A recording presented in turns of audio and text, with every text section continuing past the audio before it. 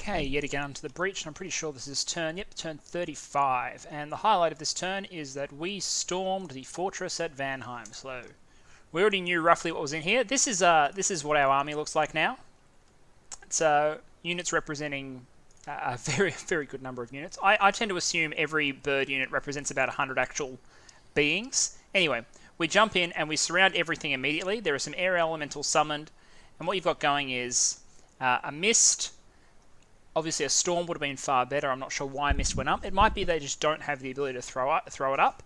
Anyway, the enemy resistance is clumped into a couple of groups. You've got the storm demons down here, and then you've got the glamoured guys up here, all of whom have summoned their air elementals. And then in the back line, you'll have places where their air elementals are jumping in. Now, unfortunately for these air elementals, they tend to jump and attack condors, and condors have 15 shock resistance. So generally very resistant to the non-trample attack, and birds are so killy that they tend to, be able to, kill the target despite the trample. Anyway, so we eliminate most of the air elementals relatively quickly, and we start our job cutting down these leaders. Really, it's not hugely eventful. I mean, there's some Lamashtas that are thrown out, I think, from their blood units. Lamashtas are quite good. They're ethereal, they do lots of damage, but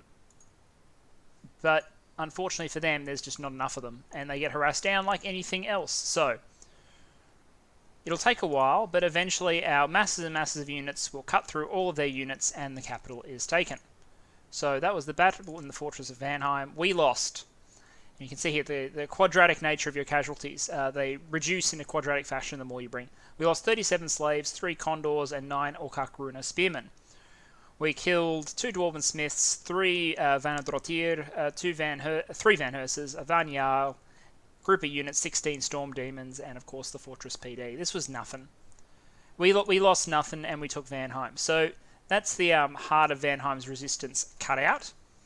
That said, I'll do a quick run through I'll just summarise these. There's nothing much to talk about. We continue to shovel gems at Ulm at a tremendous rate, and in return, he manages to manufacture us very large numbers of research items. This is basically Ulm signing on with me for the long run, although I dread to imagine what his research looks like, because you'll remember, I'm paying him so many gems that he can then forge more for himself than I'm getting in return. So every time I get 12 research points per turn from him, he might be getting 20 research points per turn, or 18, or 12 plus several other items entirely. He's profiting greatly from this, but it is essentially solving my research problem. I'm now at 1,400 research per month, in no small part because I have been able to shovel gems at Ulm and get large numbers of lanterns. We summoned our first Huakas. This is probably not gem efficient, but we did it anyway because they're very cool bodyguards, and if Nazca is going to rise to glory, they need at least some of the original, like, pre-Eagle King. These units they do magic damage, they have high attack and defense, they are sacred, they're Awe 2, they're shock, fire, and cold resistant, and they're storm flyers. And we got some of these, not just for the emotional value, but because if we encounter storm later on, so if we have to fight Vanarus, for example, and their storm staff, these can add to the Sapphire, jump in, and because they are Awe, they'll do better in the Vanarushian backline, and because they're shock resistant, they'll do much better in the Vanarushian backline than Sapphires that just get deleted by Thunderstrikes. These guys will actually shrug off a lot of shock damage and shock stuns, and just continue killing with 221 damage attacks per turn, even if they're not strength of giants. Oh, and they have 16 hit points, which is not bad, and good magic resist, good morale, decent protection too. Like, they're just all around excellent troops. They're just quite expensive, but we have some. Summoned condors. We searched. We found one magic site. It was a death site, so we increased our death income to 15 per month. So we're making 17 fire, 14 air, 6 water, 17 earth. I'll just show it here. 13, 15, 12. So very good gem income. Obviously, we have to save some of these fire now, so we'll stop shoveling them at Ulm just for a turn or two as we work up towards Eternal Pyre. And I think that was it. Then let's talk about our war quickly, and then let's talk about other people's wars, because As much as we're making progress, other people are too. So, we took the fortress at Vanheim, obviously. We also counter-raided at Northampton and Midland successfully. We retook Dendron Negro. And we took Sinafe, which was our target back here. Obviously, we can't draw income from it because we're cut off by the vampires, but we do shield it from being picked off by Vanarus, who I'm sure would vulture it. And we deny Vanheim a little bit of income, show Ulm that we're doing our part. Ulm has a good army here, a good army in Summerlands, probably going to storm that fort. We can eyes on our first Golem, T101, the Golem, so I'm guessing some sort of combat kit, and then even more Ulmish troops up here. And we know from discussions with other people there are substantial Ulmish armies here, around Man here, with small groups of reinforcements coming in. There's a significant Ulmish army in the capital and a significant Ulmish army in the centre. So Ulm has a lot of troops, a lot of men, and a good economy, and they're advancing well on Vanheim. This turn, we also encountered some... we were raided in a number of places, and we'll see those battle reports in a moment, but we were able to successfully repel all of Vanheim's raids, with the exception of one down in Bergamum, 113. We'll retake that this turn, and we'll also jump some Supaya into the water to retake Alluvia. That should more or less be our front contained at that point. We're going to fan out all of our mages, and we're going to site search. We're going to site search all the former Vanheim lands. I'm disappointed by how few gems. In particular, I was hoping to find more air gems in Vanheim's territory. So either they might just be really poor, but it's also possible they didn't have time to site search because their mages are very expensive. So we're going to fan out. We're going to search for the paths that we can. We're going to make sure everything is searched by at least an Inca and a Huron, and some places will be searched by buffed up Koya, which will be really handy because it'll search for even more paths. So that's all happening there, and then we'll have to consider redeploying. Up north, a couple of things happen. So Yeast has moved into 275 and has besieged the fortress. It says there's only 30 people here, but there's obviously a very large army of Morvarks there, which we don't want to tangle with. They sort of, in order to... I've talked about the diplomatic pressure here. Now, I'm hoping... One of my great imperatives is to protect Shineyama and Facia, who have both been very, very kind, very open. So, damn the strategic consequences, we need to make sure they're safe. Hopefully, at the moment, Yeast's attack will support Shineyama, but in order to maintain Yeast's goodwill, basically had to push against Ermor, even though we're not ready. So I talked to Ermor. I was like, look, can we have a limited war? Can we agree that I'm going to push you in this front, but not on this front, and you are welcome to push me back just as hard as you want? Let's just not go crazy with it, and let's not open up over here. I know Ermor is overstretched, but I need to poke him at least somewhere. I can't just leave him be, even though I don't have anywhere near enough stuff up here to actually do anything. So I poked him in Bithny. Still some income and a gem site here. He'll probably push back, but I'm going to try and hold. I reckon I can attack rear to beat him, but we'll see. Nosy Rat's a very good player, so we'll see what happens. And we're going to buy ourselves some peace on this front for a while. I'm hoping there's not large reserve stacks, because that will be, if we do redeploy that way, that'll be where our troops can come from the primary Vanheim front. So let's click through the battle reports, and as they flag other wars, we'll talk about them. So I will look at this time. So we scouted this because we knew Ermor's Dominion has been here for a while. And because Ermor's Dominion has been here, the number of throne defenders is shrinking. Why is the number of throne defenders shrinking? Because the troops here are starving. Now, admittedly, a lot of these guys are still... There we are. So a lot of them are getting diseases. They're getting diseases because there's not enough supplies here to feed these units. So this very impressive throne, look at all these griffins that are diseased. This throne's on a time limit because while the Spring Hawks won't die, I don't care about Spring Hawks. They do lightning damage. I'll just send in Condors. They're literally immune to the lightning swarm attack. So, but all these living troops are dying. The god won't die because it's prioritized for supply, I believe.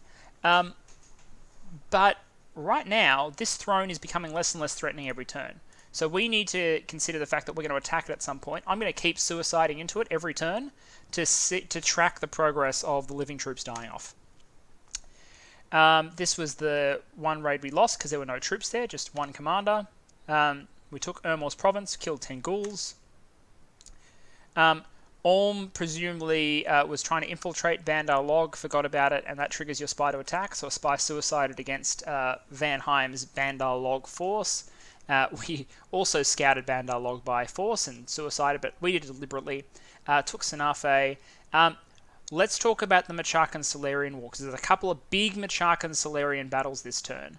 And this was the battle in Salaria itself. So while we've been busy, our friends, Ulm and Machaka, clearly have been active as well. And this is the Machakan army against a sallying force. And you can see there are so many arrows here. Let's turn team. I might keep team colored squares on from now on. So you can see a bunch of black hunters, hunter spiders rather. So he can't hold these guys back. He can't put them on hold. So really, they're amazing, blessed chaff, but they are stupid. They can't be held back. But they have lots of hit points, lots of protection. So they'll be just fine for a while. But look at the flaming arrows spam, and then the banishments. Oh my god! I have an amazing. Now these fire elementals are not ideally placed. Some of these are going to burn up these guys, but some of them are going to get to the front. Anyway, so there's this Thaumaturg communion at the back, obviously, but I'm not sure what it can do against this incredible firepower. Now, really, our only hope against something like this would be a combination of jumping him so quickly that we kill the pygmies before they start shooting at us, and probably like an arrow fend. Because without protection, this would just shred us as badly as it's shredding all these undead. So, with limited ceremony, like casualties among the hunter spiders, because they're stupid.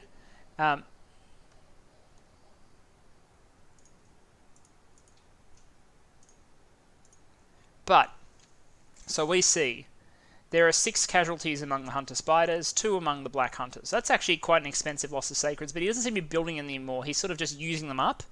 They're not a base of his strategy anymore. None of the cave grubs died, which is important for him because this is his siege chaff. He lost 13 blocking hoplites, 2 cavemen, 8 pygmies, and 2 spider knights, and killed 507 units, including 3 ground thaumaturgs and a white mage. So that was a big throw of the dice from Salaria to try and break the siege, and it comprehensively failed because the pygmies got 226 kills, Peter Parker got 30, and the Eyes of the Lord got 135. So that happened. Where were we up to? Here we are. We took Brightwoods without resistance. We killed 2 more raiders just with PD in Northampton. We were scouting the vampires. Vanarus cleared off some independence. That's fine. We took Vanheim province back. And then Machaka then stormed Salaria. Yeah, we'll have a quick look.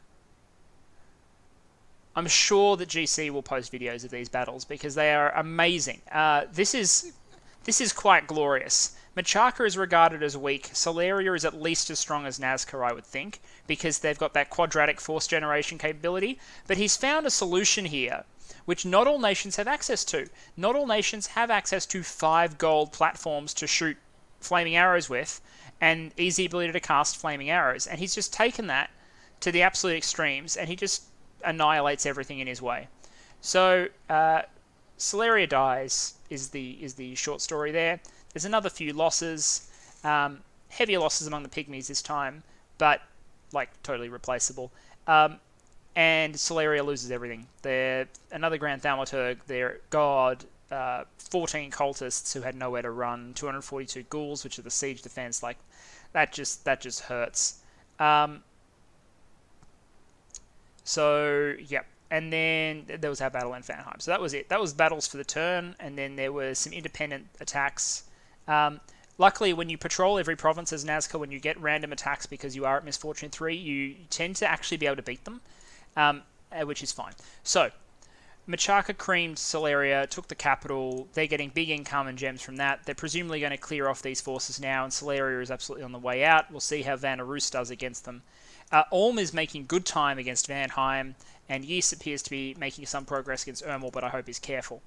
So, between that and the well-established Calum basically stretching from here to here with all of this at full scales and basically having destroyed Asphodel, but, Smokey's still in the game, we're starting to see who the other powers will be, other than Ermor, obviously, who is the clear second power and is nightmarishly powerful and is getting involved up here and is beating Relay in the water.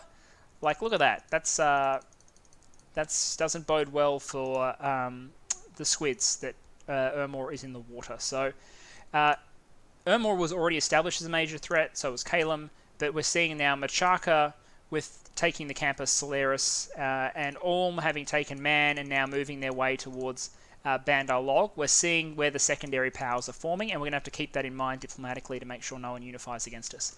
Anyway, next turn we're just going to be trying to catch the last raiders, and then we're going to start the process of comprehensively redeploying towards our next target. We'll talk about what that will be. Alright, turn 36 of YetAgainUntoTheBreach. Most significant impact things for us this turn were actually our research and domestic stuff, but we did see a lot of military displays from everyone else. So let's talk about our home front first. Still trading with Ulm. We asked for a Starshine Skull Captors because he could do it cheaper, so we paid, I think, 1 under full price. He made it at a 4 gem discount and pocketed the extra gems.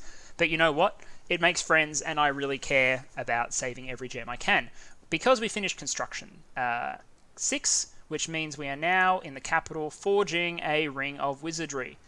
Rings of Wizardry are the +1 to all paths item, which is amazing. We'll put that on Air Taxi to Mordor, and all of a sudden he'll have access to all kind of nifty things. I think we're probably going to make a Staff of Elemental Mastery as the item, which will then let us boost up to casting Eternal Pyre. So that is happening. We searched huge tracts of land, and we only found 1 site, which means the people who were here before probably searched everything well. We found 2 fire gems here. That's unfortunate because we're probably going to have to give that to Ulm. And that will help partly solve his fire gem problem. And our entire diplomatic relationship, let's be honest, is built off me being able to shovel him obscene numbers of fire and earth gems and occasionally astral pearls. That's basically why he is my friend. That, and because I make his military conquests easier by existing. Search, nothing was found. Then there was a series of battles. Asphodel broke out in Luptia, no resistance, so that was fine. We took Bergamum, no resistance. And then we saw Machaka is basically just, Machaka's sending their big army around, clearing off Mammoth Grove, killing more Solarian mages. So this is Solarian basically giving up, I'd imagine. Or if they are fighting to the end, they just don't have enough left. Ermor counterattacked us and killed all of our Hatun Runa. They lost 4 chaff in return.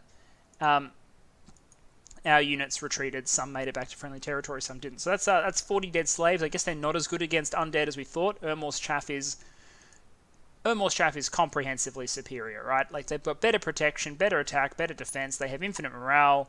They're pierce resistant. Like, doesn't affect us though. They're just better, and of course they have javelins, and javelins are the bane of everything Nazcan. So yeah, that's not surprising that Ermor beat us. We now have to go on the defensive against Ermor, but only on that limited front, just enough that I'm forcing him to divert troops away from Ys and Shinoyama. If I can suck in, 200, 300 or more troops into that area, then I'll be doing my part while I get everything up there in that direction. Machaka attacked Solarian and was defeated here because Solarian moved out a bunch of mages, but those mages suffered heavy casualties. So this ground Thaumaturg died, a Solarian cultist died. I'm assuming this is going to be a Skelly Spam. Yeah, this is Skelly Spam Communion.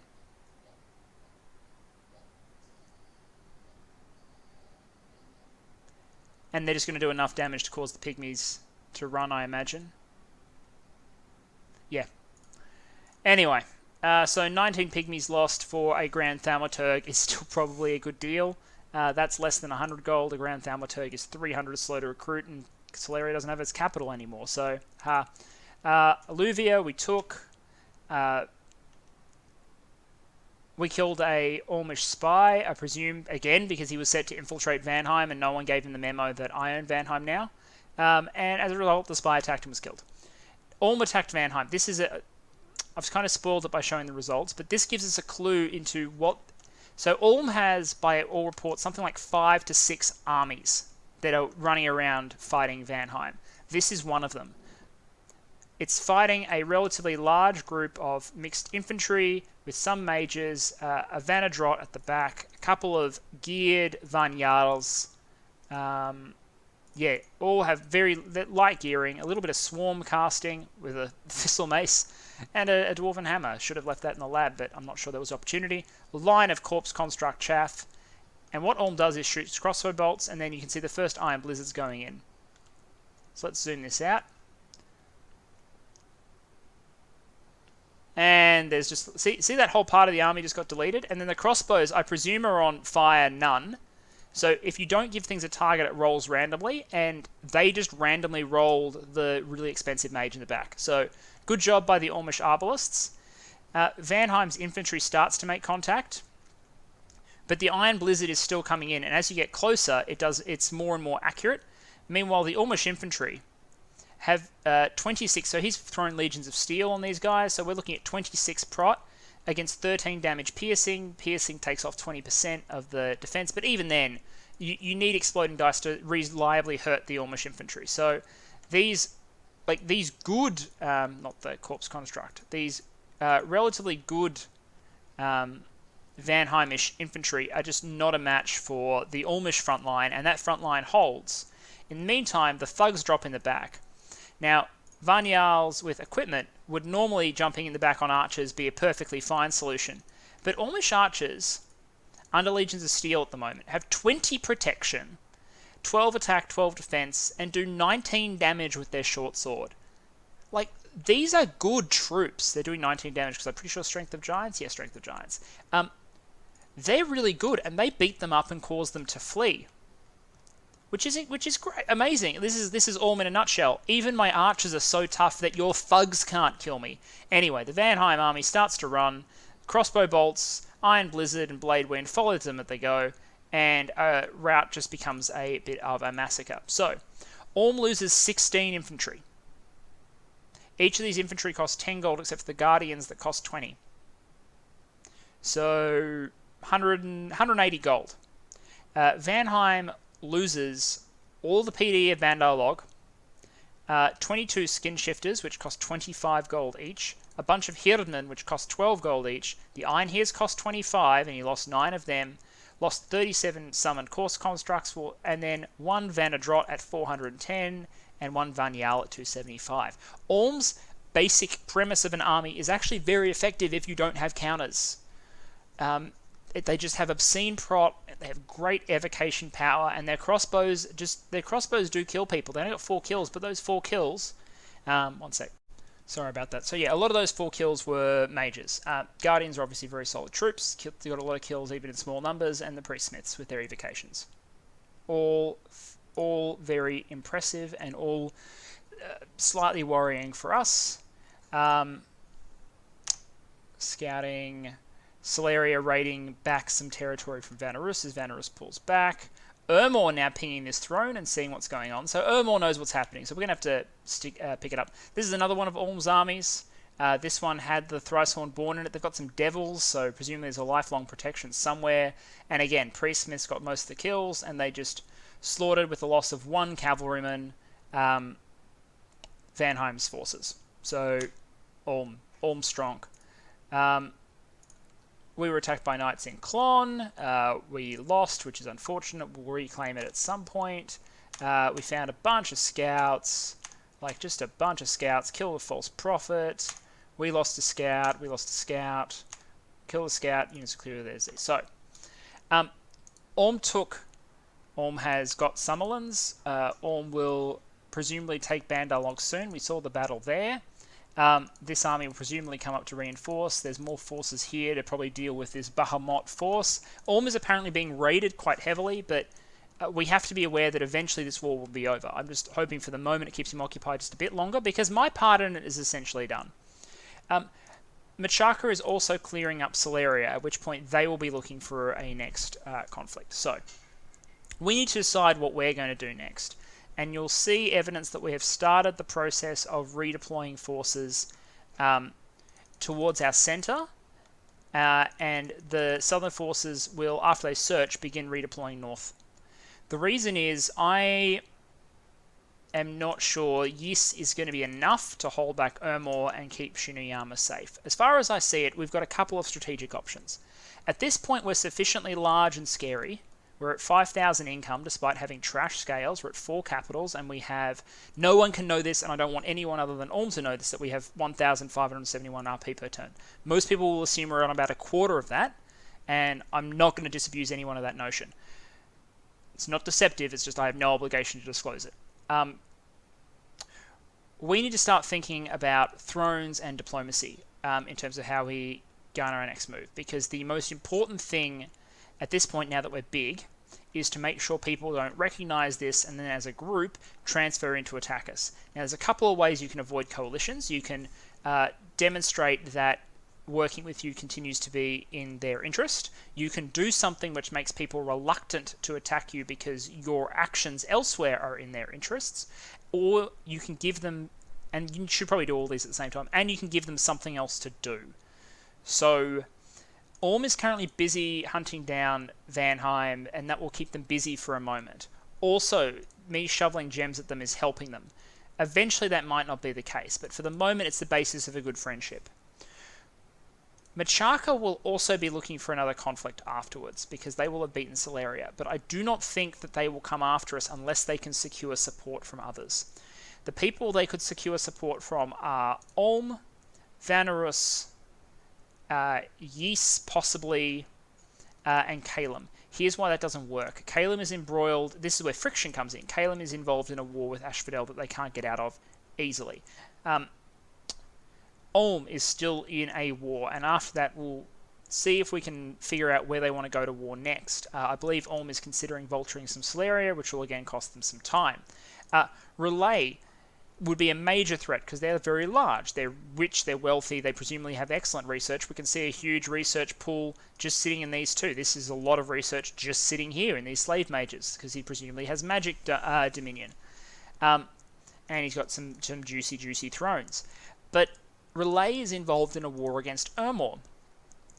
So if you put all of these together and you think about what is in people's interests, and you have to weigh that up between what is the raw strategic advantage in terms of who could I easily attack and take stuff and get big and strong, hooray, versus what will the world find acceptable. And also, what's the right thing to do? So if I was just looking for raw power, I could break my nap with Machakan and attack them. All their forces are over here. Before he could redeploy, he could get back to here before I was dropping Titanic armies and ripping his mainland apart. Could do that. Guarantee that everyone would flip on me if I did that. I could attack Caitlin, but Caitlin is fighting Asphodel. Caitlin is not currently a threat because they are so focused on ending this fight against Asphodel, and Asphodel looks like they've still got some fight left in them. We'll see. And with Ermor assisting, there's no reason for me to stop Caitlin doing what they're doing. No reason. Yes, they're strong. Yes, they're rich, but they're directing their energies down here, and that's perfectly fine because they form a foil for Ermor's force.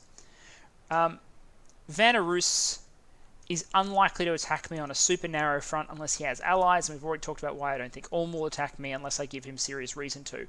So while if I was an opportunist, I could attack Machakan, I could attack Calum, or I could attack Vanarus, who are small, I won't do that because Vanarus is friendly, uncommitted, and also because they have a Storm Staff and excellent counters to my birds.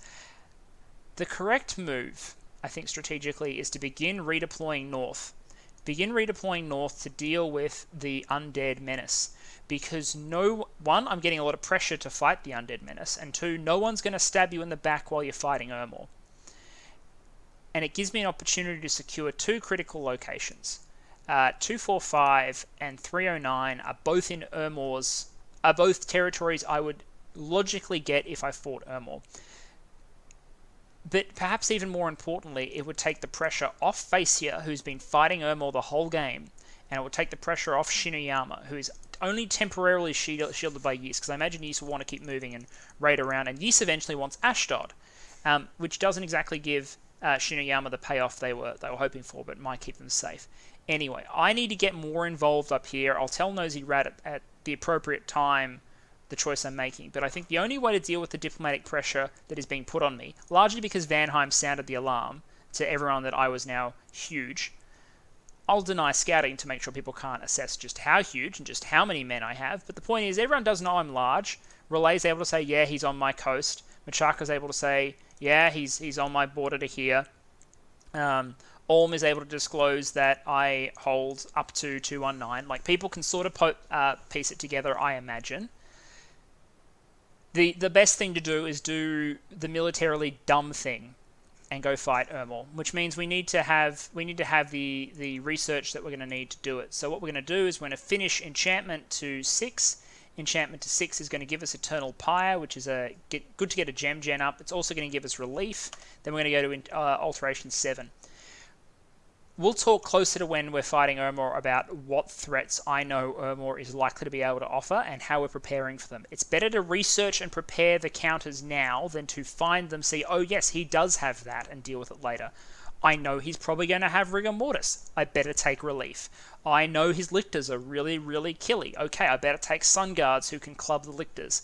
I know he's got lots and lots and lots of chaff. Alright, I better make sure that by the time I get there, and I will with the research rate that's increasing, I better make sure that I have at least Earthquake and eventually a Firestorm. Firestorm would just counter Ermor straight up.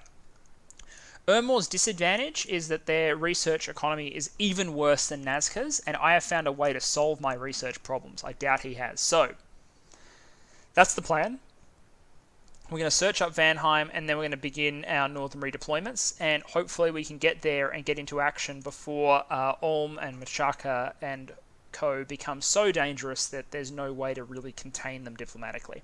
See you in turn 37, I believe. Yeah, 37. Alright, YetAgainUntoTheBreach, turn 37. We searched pretty much all of the former Vanheim territories for magic gems last turn. We found one, and it wasn't even there. We found it up here in Tyrannia. We found a 1 death gem site, so there we go. Anyway, but you can see the billion arrows, which is now us beginning the process of redeploying north. We'll talk about our plans, but this turn was more important from the point of view of other people than it was for us. Did our usual trading. We got fewer lands this term, but some gold because Ulm didn't want to provide us as many lands. I think he's stocking up on either them or fire gem items this turn. So he said, I don't have the production capacity. I'm mass manufacturing other items. Didn't tell us what they were. So we got some gold for gems instead, which he will convert into items. We got to enchantment level 6, which means we now have the capacity to cast Eternal Pyre. George W. Bird claimed the Throne of Beasts, so Caleb claimed that. These are all unsuccessful site searches. Timeless Waste, we suicided on the vampires. This is just us establishing a slave capturing operation down here because we know that at some point we're probably going to fight again on this front, and it's good to start stacking slaves down here, and it's a waste of turns to start to move the mummies themselves. Much better to just create them there. Golem moved in and took a province from Vanheim. Machakan continued Operation Solarian Ruffle Stomp. We reclaimed a province from the Knights because we just took Sacreds and killed them. We suicided some units into Ulm with their permission. Machakan, again, Operation... So at this point, you can see it doesn't matter how many undead he brings. Like, this was 400 undead. Nah. Ulm says... Machakan says no. Machakan says, you're going to get stuck on my front line just long enough for my 474 pygmies to just murder you. Thingwoods was up here. So Thingwoods is under siege and will be taken soon. You can see these 2 fortresses that had been besieged by Solaria have been cleared. Presumably this army will go here and take Imicton. And Machakan is going to clomp up and eat more of these fortresses. So Machakan's getting a good number of fortresses. Presumably some of them have labs, but we're not sure. Some of them might just have temples, knowing Solaria. But this is a lot of free infrastructure, and Ulm is just demolishing it without much cost at this point. Ulm seems to be dealing with the raiders at this point, although they got raided in Haunted Woods, and they're advancing. So we can see Bandar Log is under siege. We've got more troops that are presumably coming in. The Golem has come in to screen this flank.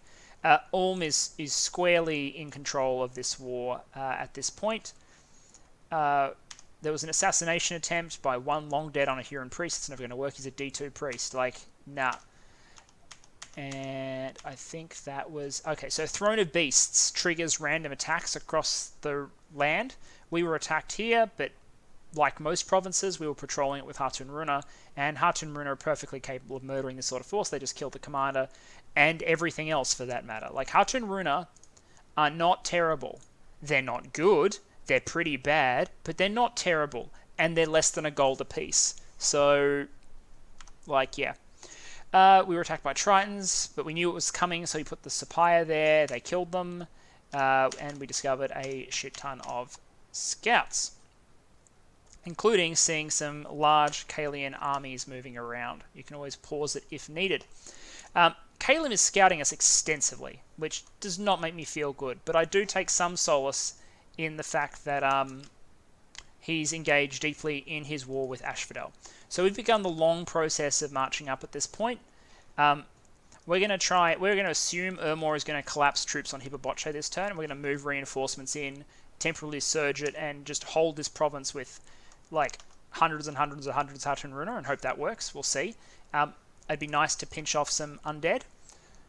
Meanwhile, we're starting the long and arduous process of redeploying all these units from the south to the north, and in the background making sure that we're forging and equipping and getting ready to go with everything that we're going to need. We're forging a Staff of Elemental Mastery this turn with the Ring of Wizardry. This is another critical booster that will be very useful for niche rituals and casting. You can also see that we've been recruiting. We now have so much money that we're chain recruiting these Royal Malki, which means our Sapphire summoning is now being done by 6, so 6, 12, 18. So we're producing 18 Sapphire a turn, and we're loading these onto Hatun Huron priests, and these Huron priests will then carry these units northwards when fighting with Ermor escalates. But I might use them for the throne first. We'll see. Although Condor will seem like a better match, we'll poke that throne again relatively soon. But in the meantime, we're massing up patrol groups around here. So we're going to try and keep Ermor from getting scouts in.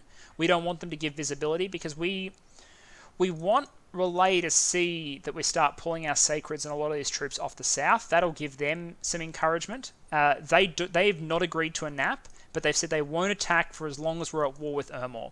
So they need to see these troops withdraw, and they need to see proof we're fighting Ermor. We're going to try and furnish them with both. We're going to withdraw, but we're also going to deny Ermor knowledge that these troops are coming. Up north, we're also preparing a bunch more nature mages that are just sort of building up in Kark as we've been recruiting enchantresses. These will form the basis of our relief casters. And we might also get some additional Koya coming up from the south, and we might recruit one more to have it join armies so we have support from things like anti-magic, for example, just in case he's got Wind of Death on hand. He might have Wind of Death. He'll almost certainly have Rigor Mortis, which is why we're taking relief. I believe word has it from people who have had scouts in his territory. He's got some water nature cross-path mages that he's recruiting from somewhere around here. So we need to be prepared for foul vapors. So we'll need to make sure that we take Serpent's Blessing in and scripted. Luckily, that is... Where is that? Only one level up. One sec. Sorry about that. So yeah, Enchantment 7 gets us Serpent's Blessing, which we'll want before we go into battle. It also gets us Life After Death, which is going to be really handy and is totally within our capacity to cast. So we'll definitely be looking at that. In terms of spells that are absolutely no use to Nazca, look at Mass Flight. Yeah, nah. Our things already come with wings. So we'll get Alt 7. Alt 7 will make us battle ready in an initial sense by giving us Fog Warriors and Mass Prot. In the future, we'll probably want to go to at least Alt 8 to grab Will of the Fates, which is just amazing. It quadruples the survivability of your army against all sorts of attack, generally, if it would kill you in one shot. Just a general counter-all spell, unless you have Fate Weaving in your opponent, like I do. Fate Weaving actually helps you bypass Will of the Fates, but we'll talk about that later. If anyone uses Will of the Fates, Ermor won't, because I don't believe Undead can be truly lucky. And then ultimately, if we got Alt 9, that would give us Army of Gold, which would synergize really well with Firestorm, and also give us 20 prot even on our Sapphire, which would be absolutely hilarious. Also, we can wish. So, Alt, eventually a very important spell, but for now, we're getting the bare minimum. We're getting enough alteration spell to make our stuff basically survivable, and we're going to go to Evo 7 because Evo 7 will give us a whole bunch of mechanisms by which we can kill people very effectively. Firestorm, Wind of Death, which we can totally cast. These are very useful spells. Also, we can use the Ritual Murdering Winter for people that are in cold territory. Only niche use for us, but it'll be there. Also unlock Wrath of God. I can cast this using Ertaxin and Mordor. Probably not going to because these pearls can be used for other things, but Wrath of God would be excellent if we go on the defense at some point, as we may. And of course, on the way to number 7, we're going to unlock Wailing Winds. Again, not useful against Ermor, but very useful if we ever fight, say, Tianchi, for example. To a limited extent, if we fight Machaka. Like, just these are good spells that we're picking up after we get the bare minimum. I have made a spreadsheet off to the side as I've divided all these groups into divisions and cores with an idea of where they're going to have to be, what mages they're going to need to cast the key spells, in which locations, with which items, by which turn.